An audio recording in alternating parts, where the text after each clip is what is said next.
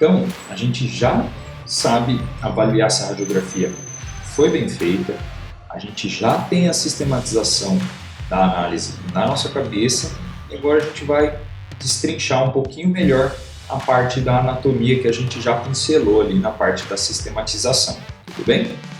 Então, bora lá. Começando da mesma forma, primeiro partes moles, tá bom? Bom, nas partes moles a gente vai avaliar, pessoal, a pele, a musculatura, as mamas, prestando atenção aos mamilos, tá bom?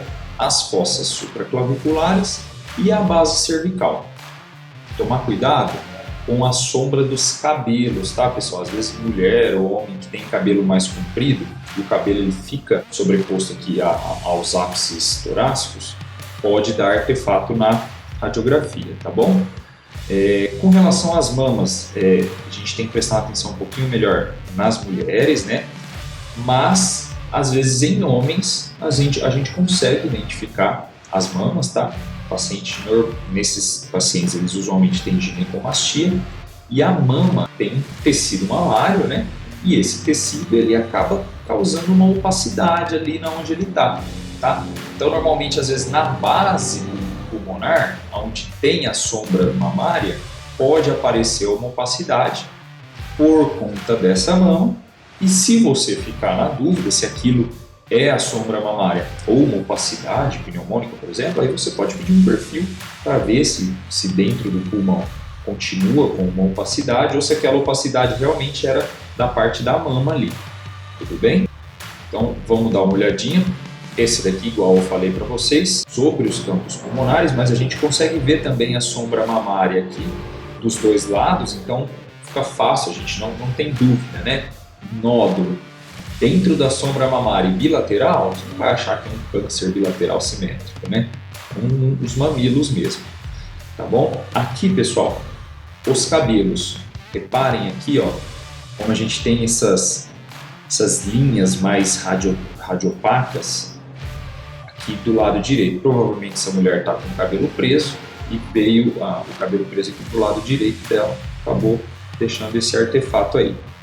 Essa imagem aqui, para quem já assistiu as primeiras aulas, a gente usou lá no começo, são próteses mamárias, tá, pessoal? Elas acabam causando uma opacificação aqui dessa região, tá? Tomar cuidado, se tiver suspeita de pneumonia nessa região, pede sempre a incidência em perfil. Aliás, sempre que possível, peça 2 incidências, pessoal. Não começa a pegar esse hábito de polaqueiro, a gente chama aqui na região de Ribeirão, né? de plantonista, de pedir uma incidência só de tórax, uma incidência só, às vezes, de tornozelo. Às vezes a gente não consegue ver, tem fratura, porque ela está desviada só no eixo do perfil, tá bom? No eixo anterior-posterior a gente não conseguiu ver, tá bom? Então aqui, voltando, próteses mamárias bilaterais, a gente consegue ter mais certeza disso ainda na incidência em perfil, que a gente vê uma nítida borda da prótese com o subcutâneo, tá bom? E feito então de partes moles. Vamos passar para o próximo agora, a análise das estruturas ósseas, tá bom? Então, relembrando, a gente vai avaliar o úmero proximal, as escápulas, as clavículas, as costelas, o externo e a coluna torácica, tá bom? Bom, só relembrando, pessoal, o externo e a coluna, eles são muito melhor avaliados na incidência em perfil. Com relação aos arcos costais, a gente já conversou lá naquela parte de incidências, né? Os arcos costais, eles têm as porções posteriores que são mais horizontais e tem as porções anteriores que são mais oblíquas, ficam projetadas mais aqui. Se tiver dúvida, fratura de costela, lembra que tem as incidências em oblíquo, que a gente consegue às vezes visualizar melhor esse arco costal por inteiro, tá bom? Outro detalhe que a gente já abordou lá atrás, mas nunca é demais relembrar, lesões ósseas superiores, pensar na possibilidade de lesão de grandes vasos e lesões ósseas, principalmente de arcos costais inferiores, lembrar da possibilidade de lesão de órgãos abdominais ali superiores, tudo bem? Mais uma vez, o externo e a coluna são muito melhor avaliados na incidência em perfil, tudo bem? Vamos agora então para as cúpulas diafragmáticas e espaços pleurais. Então, relembrando, cúpula direita mais alta por conta do fígado, cúpula esquerda um pouquinho mais baixa, normalmente na incidência em PA, a bolha gástrica ela fica repousada ali embaixo dela, os seios costofrênicos bilaterais e as fissuras, que normalmente não são vistas se não tem nenhum tipo de patologia nela, tudo bem? Relembrando no perfil, a cúpula diafragmática direita ela é mais alta e vista por inteiro, e a cúpula diafragmática esquerda um pouquinho mais baixa e o terço anterior dela um pouquinho mais difícil de ver por conta do repouso da borda do coração que fica repousando ali sobre ela.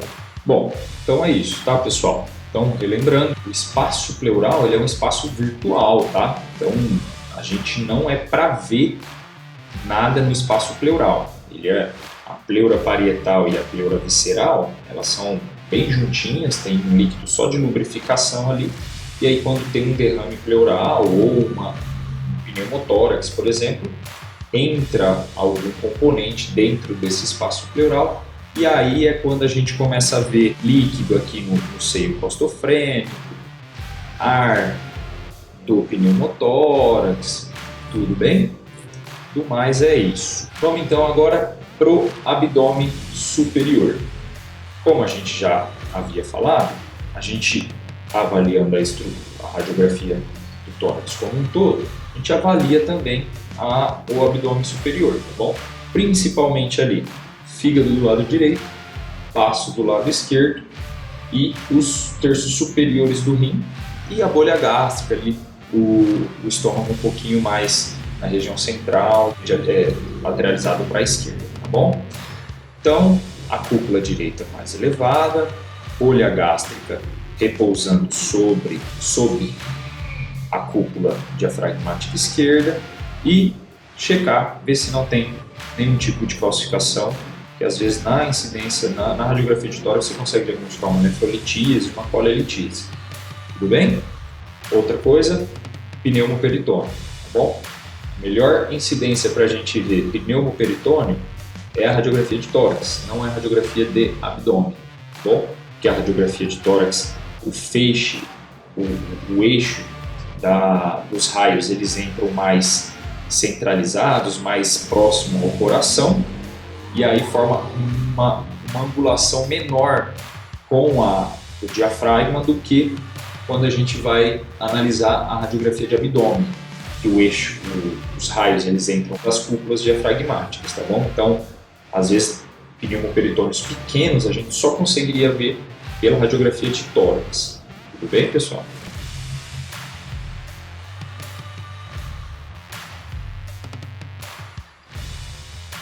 Vamos lá? Agora, o parênquima pulmonar.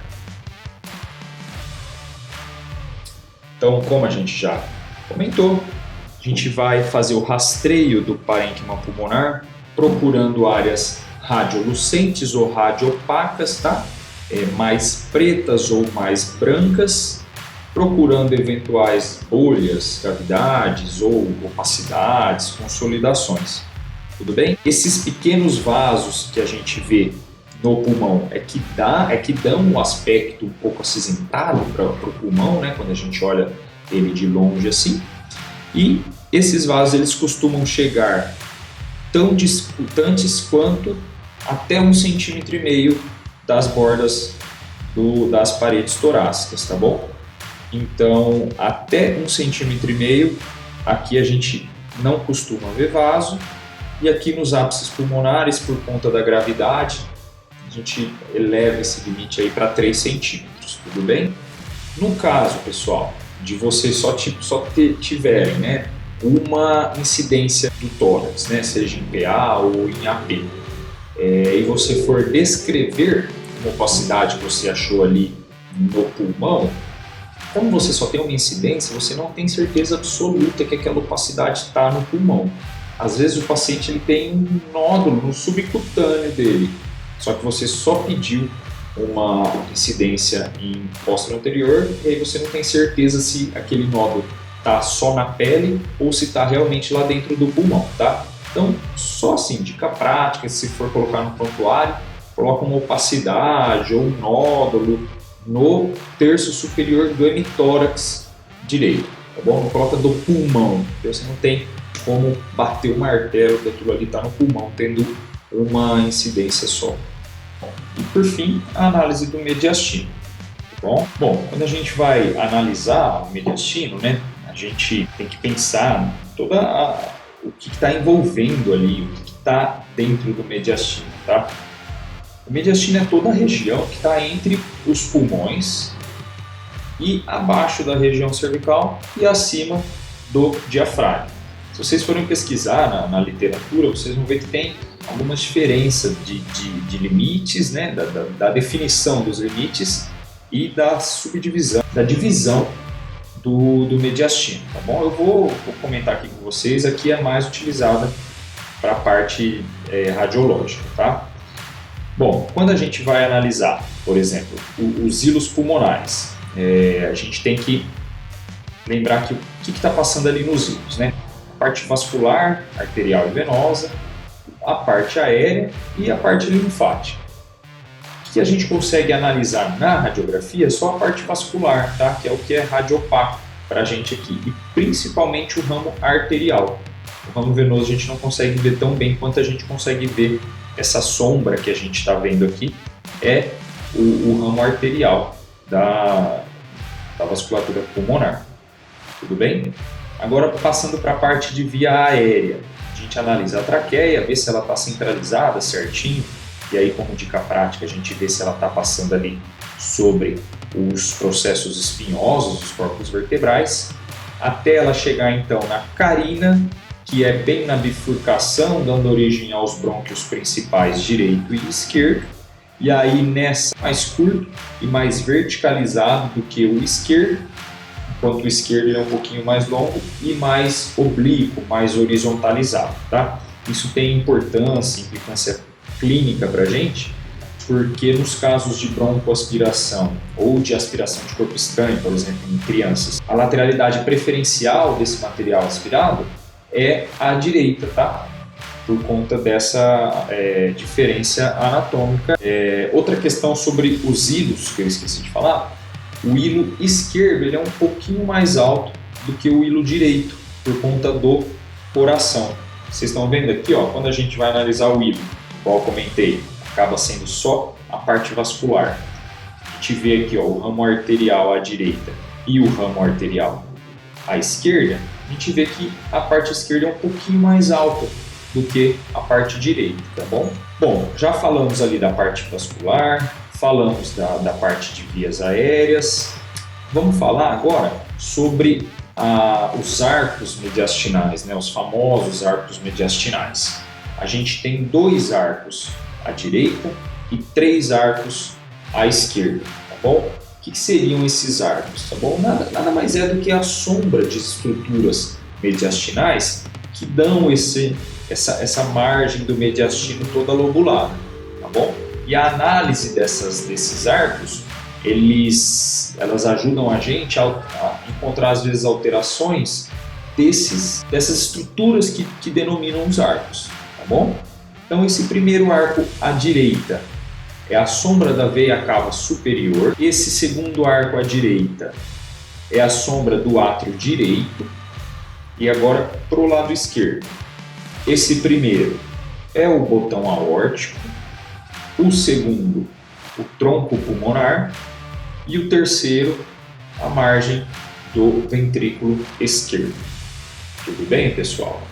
Agora vamos analisar aqui a incidência em perfil, que a gente consegue conversar sobre alguns assuntos aqui. A divisão do mediastino, que eu vou utilizar aqui, é a divisão em mediastino anterior, médio e posterior. Anterior ou pré-vascular, médio ou visceral e posterior, tá? O mediastino anterior, ele engloba basicamente a gordura aqui, o espaço retro... Gordura não, tá? O espaço retroesternal. O mediastino visceral, ele engloba todas as vísceras mediastinais, tá? Coração, aorta, ramos pulmonares, traqueia, esôfago, enfim. Pega toda a parte visceral do mediastino e ele vem até o terço anterior do corpo vertebral. E aí, desse terço anterior para trás, seria o mediastino posterior. Tudo bem? Já já eu vou colocar um esqueminha aqui, desenhadinho, para vocês verem exatamente o que está englobando cada parte dessas divisões. Outra coisa legal que a gente consegue avaliar na incidência em perfil do mediastino é essa área mais radiolucente aqui. Essa área mais radiolucente é um dos brônquios fonte. Eu já vou adiantar para vocês que é o brônquio fonte esquerdo, porque na incidência em perfil a gente costuma fazer o perfil esquerdo e magnificar menos do que se a gente fizesse ao contrário. Então, todas as estruturas que estão mais à esquerda do tórax, eles vão estar mais bem definidas do que as do lado esquerdo. Então, por isso que a gente consegue ver bem o brônquio fonte esquerdo aqui.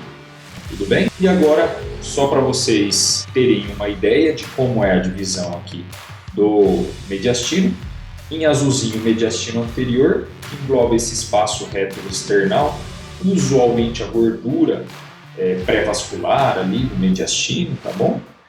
O espaço visceral, que engloba todas as vísceras mediastinais, e esse espaço aqui em verdinho, o espaço, a divisão mediastinal e o mediastino posterior. Feito, pessoal, acabou, né? Já avaliamos a técnica do exame, a sistematização de como a gente vai fazer para avaliar a radiografia de tórax e agora terminamos de avaliar a parte da anatomia do tórax para a gente saber identificar as alterações, a gente tem que saber aonde que elas estão, né? E saber o que é normal.